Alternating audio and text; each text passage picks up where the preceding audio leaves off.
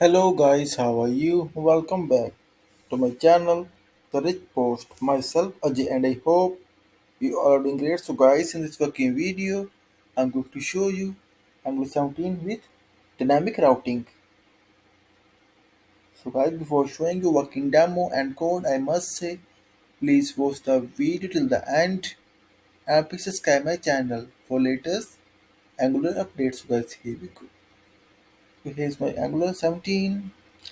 Let me show you first. 17.0.3.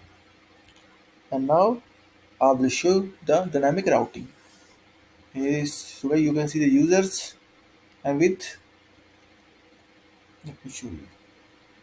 So you can see here the URL user detail 1 and user detail 2. First I'll click on 1 so you guys see the dynamic ID is equal to 1 and now you can see the 2. So guys you can see the dynamic ID is working well. Let me show you how it's working. So here is the code snippet.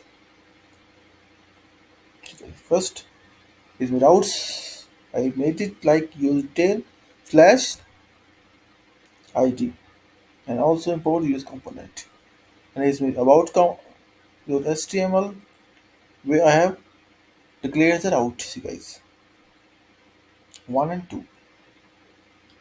And is my user component where I'm getting the dynamic ID like from here. Active route constructor property active routes and here I'm calling is my id is equal to this dot active route dot snapshot dot pubmap get id from URL and saving in this variable and calling and showing on web like this. You can see it's work like charm.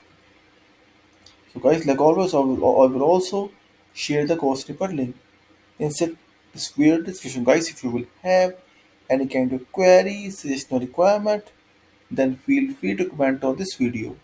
Also, please contact me via my blog, therichpost.com. And friends, in the end, I must say thank you for watching this video. Thank you. Have a nice day. Take care. Bye bye.